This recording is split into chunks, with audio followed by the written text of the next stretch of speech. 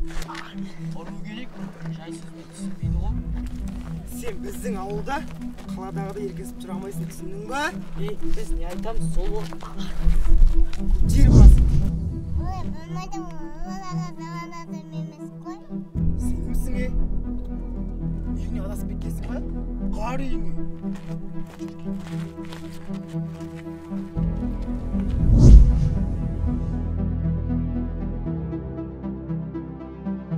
Біз не айтамыз, сол болады. Мен сендердің айтқандарымен жүретін күшік емеспін. Айтылыс? Күшік емеспін дедіңіз.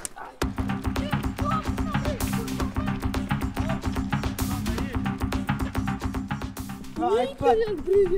Жоқ там, не істейсің, табылам.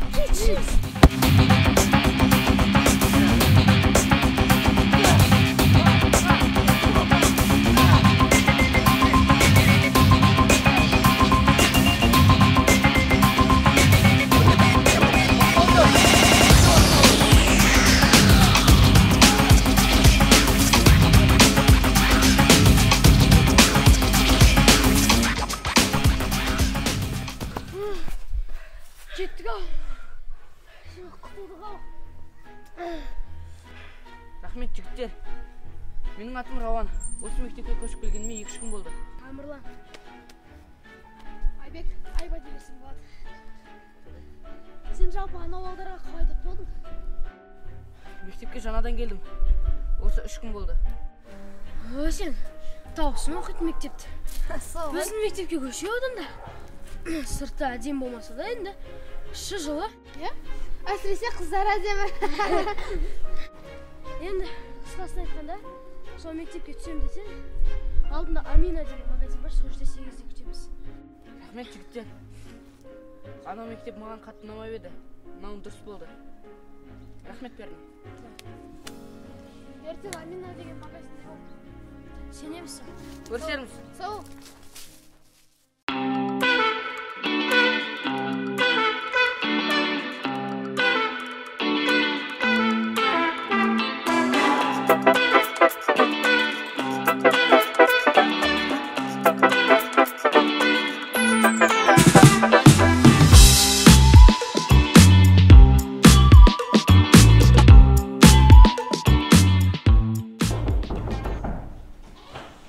Сәлеметсіз апай, кешіріңіз, кірсек болады ма? Сәлеметсіздер. Кір. Неге кешігіп жүрміз? Апай, кешіріңіз, енді қайта алмайтын. Жақсы. Отырыңыздар. Апай, айтпақшыдай, біздің сыныпқа жаңадан бір оқушы келген. Жаңадан оқушы? Саламатсыздар ма? Саламатсыз. Айбек, Тамырлан, отырамыз орнымызға. Келе ғой. Атың кім сен? Қайдан келдің? Атым Рауан. Алматы қаласынан ауылға келдім. Жасым 13-те. Жарайсың, Рауан. Қаладан ауылға келіп жатыр екенсің. Балалар ауылдан қалаға барғысы келеді кейде бізде. Сондай балаларымыз да бар. Ал енді балалар, мен Рауанға қуанып тұрмын қаладан ауылға келгеніне. Сен отбасыңмен келдің бе ауылға? Жоқ әлде ата-әжең қасында болайын деп келдің бе? Мен негізінен ауылдың табиғатын өте қатты ұнатамын. Сол үшін ата-әжемнің қасына көшіп келдім. Керемет, жарайсың. Біздің сыныптың барлығы өнерлі. Солай емес пе балалар? Біздің сынып қазақ тілі әдебиетінен тереңдетіліп оқитын сынып. Балалардың бәрі шетінен өнерлі. Рауан, сенде қандай өнерің бар? Мен домбырада күй шерте аламын, ән айта аламын. Жарайсың, балалар. Рауан, онда сенің өнерін тыңдасақ? Апай, тыңдайық.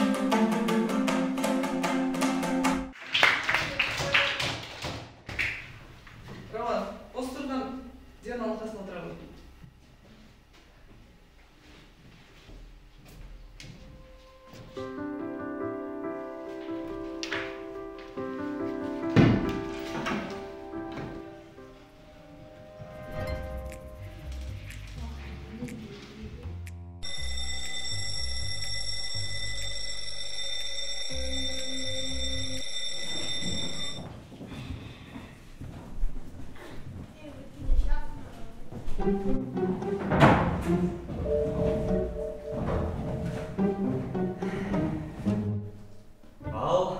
әнші балахан, қош келдің мектебімізге. Ал, әніңді керемет шырқап бердің ғой. Тағы да шырқап берсең бе деді. Еще келе сал, жаңаның қасынан тұрмаған айтам да.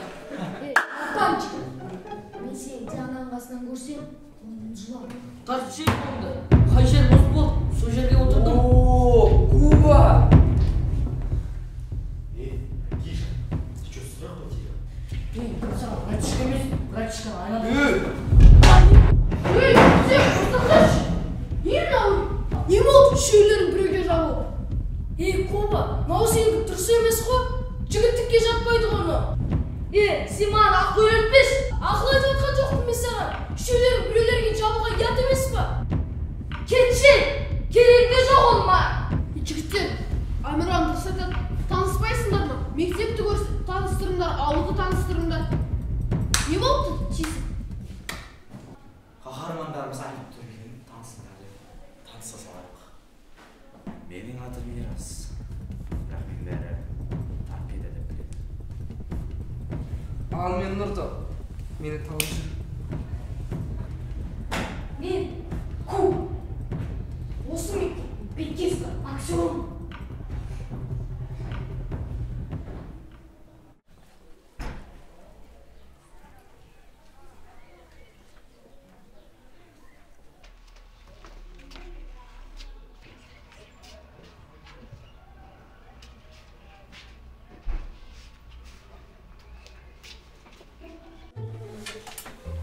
Біздің де мектепке біреу ауысып келеді екен ғой. Соны айтамын. Жұрт деген Алматыға баралып жатса. Біздің ауыл жаман емес қой. Между прочим, осы ауылда тұрып жатырмыз, қыздар. Ойбай, мына қызға не болған аяқ асты? Сол. Неге күлесіңдер? Рас айтып тұрмын ғой. Сен осы қаладан ауылға келетін бе едің, шынымды айтшы? Иә, тем более біздікіндей ескі мектепке. Неге ауыспасқа? Между прочим, жақсылардың бәрі осы ауылдан шыққан. Мақұл қыздар, давайте закроем тему. Ауыл, қала бәрі де түсінбейді. Жаңадан келген жігітпен де таныспадым. Келе сала сенің жаныңа отырғанын айтам да. Тұл қыздар қойыңдар. Сіздер, маған ауыл ұнайды. Ауылдың қызықтарын көрсетсеңдер. Біздің ауылда айтарлықтай ешқандай қызық жоқ. Сол көріп тұрғандай, мектеп, үй мектеп. Иә, қаладағыдай емес, бәрі бір қалыпты. Қызықты бүкіл жерден жауып алады. Енді қаласам, сені жайлауға апарып ақылдырасың. Міне жігіттер, тап болған ақыл. Я жігіттер, бағанадан бері мазақтамай бірден осылай демейсіңдер ма? Бәріне рахмет жігіттер. Мен сендердің шынымен де барлықтарымен дос болғым келеді.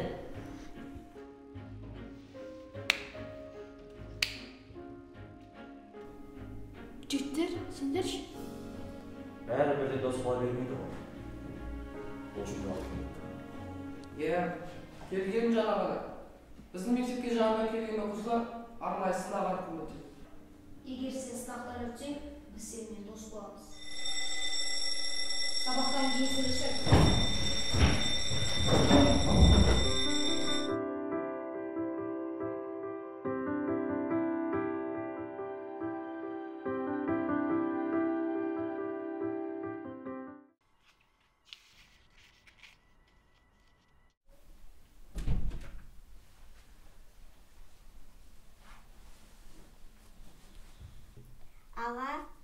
Аға.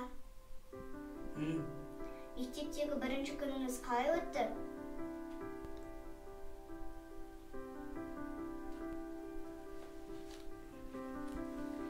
Жақсы, әрине.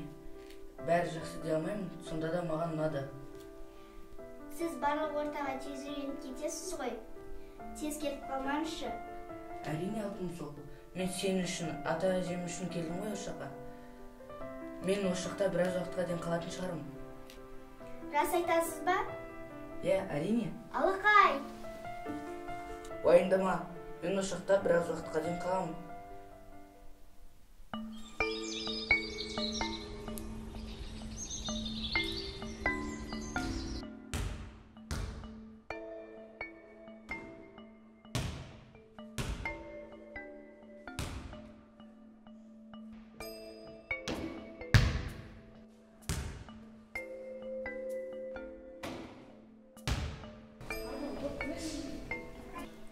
көш болды, родной, өзі де бас ауырып кетті.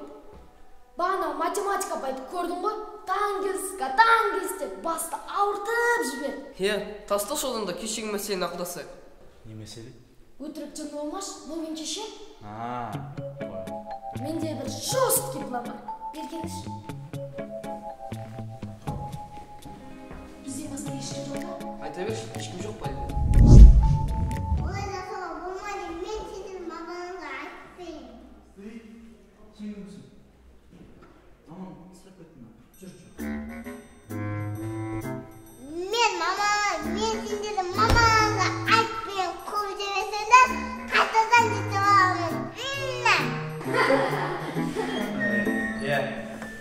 Айта бер, мен ешкім жоқ.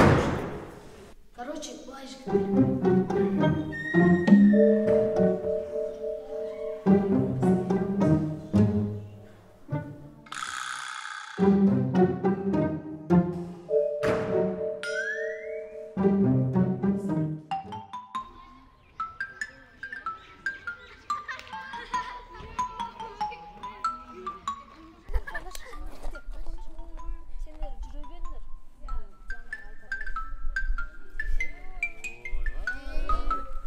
Давай, удачи. Қыздар, қалайсыңдар? Қайтпағасыңдар ма? Жоқ. Короче, ертең демалыс қой. Бізде план былай. Жаңадан келген баланы осы ауылдың табиғатымен таныстырып, қыдыртып қайтсақ дегенбіз. Сендер де келіңдер. Диана, сен өте түрде келші. Осы едігенеге Диана дей береді екен. Да, тем более едіге жеке сені шақырды. Қыздар қойыңдаршы, барсақ бәріміз бірге барамыз, мен үшін өзім бармаймын. Жарайды қыздар, біздің да жеткіміз кете берейік. Сау бол. Жарайды, сау бол. Онда бізде тұрайық, кеш болып қалды.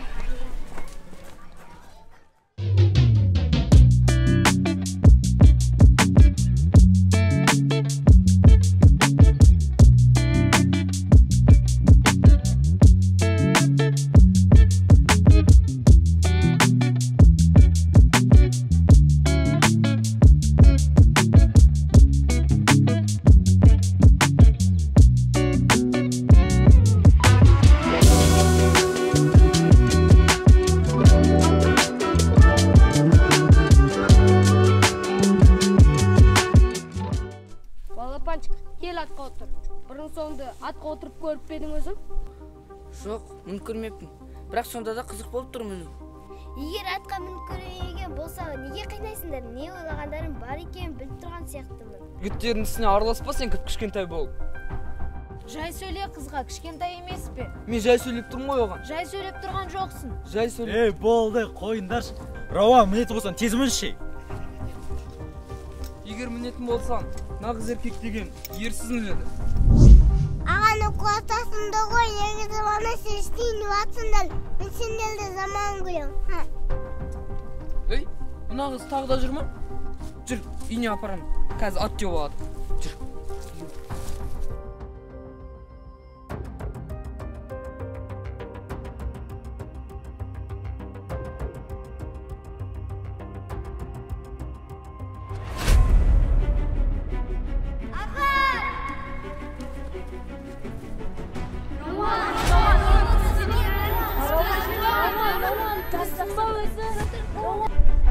Ей, Рауан!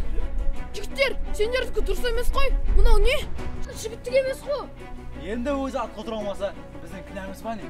Я, өзі ғой, ауылды көрсетші, таныстыршы деген. Біздің кінәміз жоқ. Нұрда, сенікі дұрыс емес қой. Ерсіз мінет деген өзің емес па? Екен, біздің басымызды ауыртпаңдаршы. Қыздар көрді ғой кімнің нағыз еркек екенін. Болды жігіттер, біз кеттік. Ата-анасына не дейміз енді? Ол біздің шаруамыз. Жаңан ба? Ей, Рауан! Аға, сізде бәрі дұрыс па? Тірісің ба өзі? Қай шетіңіз ауырып қалды? Иә, бәрі дұрыс. Тек қана кішкене аяғымды ауыртып алған болмаса. Жарайды. Тұр. Қыздар, кешіріңдерші. Мен сендерді шошытам деген ойым болған жоқ. Жарайды, біз сен үйге дейін апарайық. Раяна, кеттік үйге. Рауан, біз сен үйге дейін шығарсақ. Сау болыңдар. Сау бол. Еркек болып кет. Жарайды.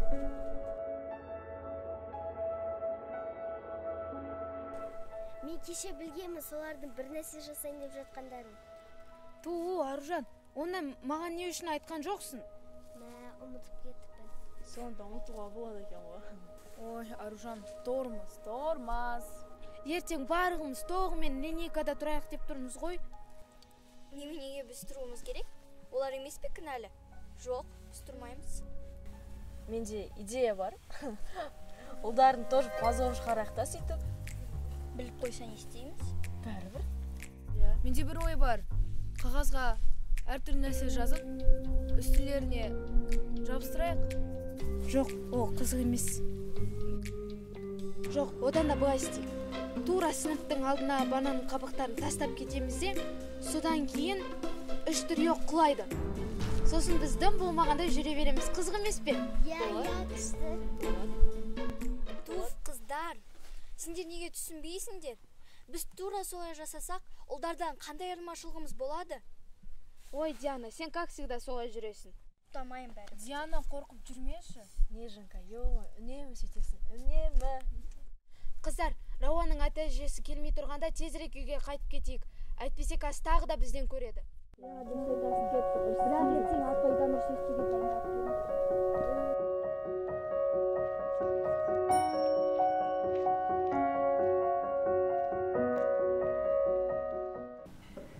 Көшет Рамазаныңызда саламатсыз. Классыңыз тағы не бүлдірген? Тәртіп өте нашар болып бара жатыр. Кешіріңіз, сізге сөз келгенін қаламаған едім. Баланы жастан деймін. Қазір оларға тәрбие бермесек, қазір дұрыс бермесек, болашақта не болмақ? Бала біздің болашағымыз дейміз. Жақсы бала болып өссе, еліміздің абыройы, жаман бала болып өссе, әке-шешесінің соры. Осыны балалардың санасына сіз кіргізе алмасаңыз, кім кіргізеді?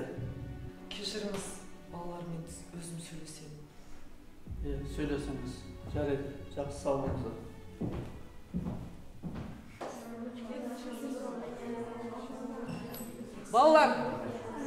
Балалар, тез жиналамыз сыныпқа.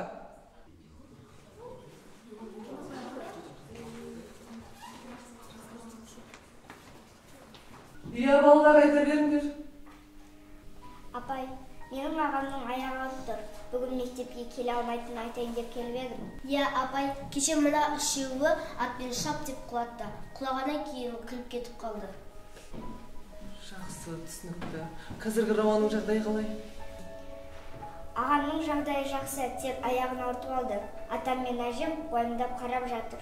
Мен бұларды бір күн бұрын ақылдасып алғанын да көрдім. Солай ма? Рахмет сендерге, қыздар. Шыға беріңдер. Мен өзім бұлармен жақсы сөйлесейін. Сау болыңыздар. Сау болыңыздар. Апай, біз әдейі істемедік. Осылай өтірік айтқандарыңды қашан қойсыңдар сендер? Болар елдің баласы. Оның ішінде баспын дейді. Жастарың болса 13-14-ке келді.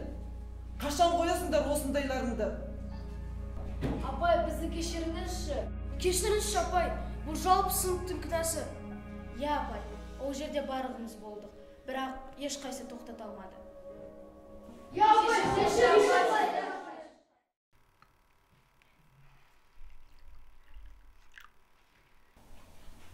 Ой, жаным, рахмет, Алла разы болсын, бақытты бол. Балам, аттан құладым деп жылама. Мынау өмірден сүрінбе. Түсіндім, әже. Сәлеметсіздер ме? Ағасың ба айналайын? Әже, мен бүгін ағамның сыныбына бардым. Ағамның аяғы ауырып жатқан туралы айттым. Я, олардың әдейілеп істегенінде айтып бердім мен. Неге барасың? Мен саған айтпай қой деп едім ғой. Менің аяғым міне жазылайын деп қалды. Бір-екі күнде сабаққа барғанымды шығармын. Қыздар, қолдарыңды жуыңдар да шайға отырыңдар. Жоқ, рахмет. Мені үйдегілер күтіп қалар. Мен бара берейін. Ай, балам, сен астан үлкен емессің ғой, балам. Мына тастарқада тұрған астан дәмауыз тиіп кет. Жарайды, қолымды жуып келейін.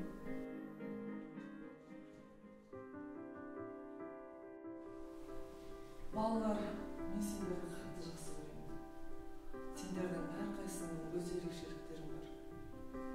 Сендер жақсы болса Біздің болашағымыз сендердің қолдарыңда. Болар елдің балалары бір-бірін батырым деп сыйлаған. Мен сендердің болашақта сондай сыйластықта, бір-біріңмен бірлікте болғандарыңды қалаймын, бір-біріңді қолдап жүргендеріңді қалаймын. Батыр да, ұлы да, дана да, барлығы осы ауылдан шыққан. Әрқайсың сен жеке-жеке бір тұлғасыңдар. Әрқайсының орындарың менің жүрегімде ерекше сендерге деген. Сондықтан сендердің жетістікке жеткендеріңді қалаймын. Сендермен жетістікке жеткім келеді.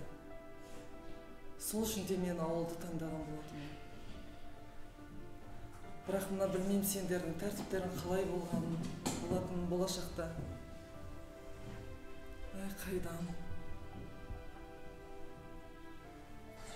Апай, бізді кешіріңізші, енді қайта алмаймыз, апай. Апай, кешіріңізші. Апай. Ай, қайдам, сендердің мына тәртіптерің қатты ренжіттіңдер, балалар. Апай, менде идея бар, мүмкін директорды шақырып, кішігірім концерт істесек қалай ма? Мүмкін директор мәз болып қалар. Апай, сыныпта әдемілеп тұрып безендірсек, директор ағайымыз кіргенде таң қалып қалсын. Мен домбыра шертсем. Апай, мен ән айтам. Апай, мен пианино ойнайтын білесіз ғой, мен де өзінен қош жерейді. Ой, жарайсың.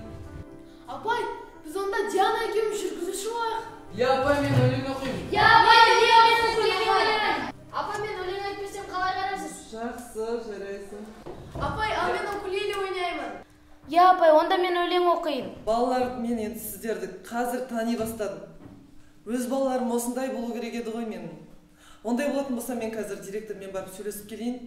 Сендер концертке дайындық бастаңдар.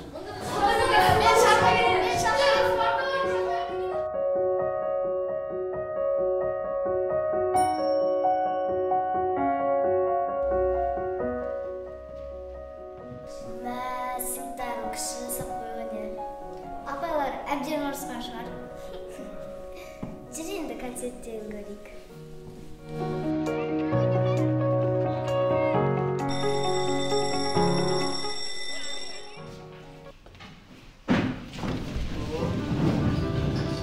Салмасындар олды.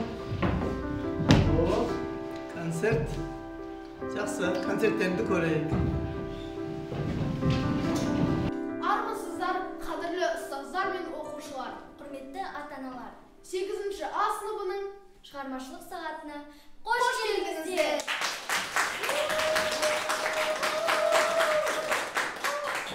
Олай болса, концертімізді бастаймыз. Алдарыңызда Дудар Аяны мен Әлімбай Әмірған. Мариям Жағордек.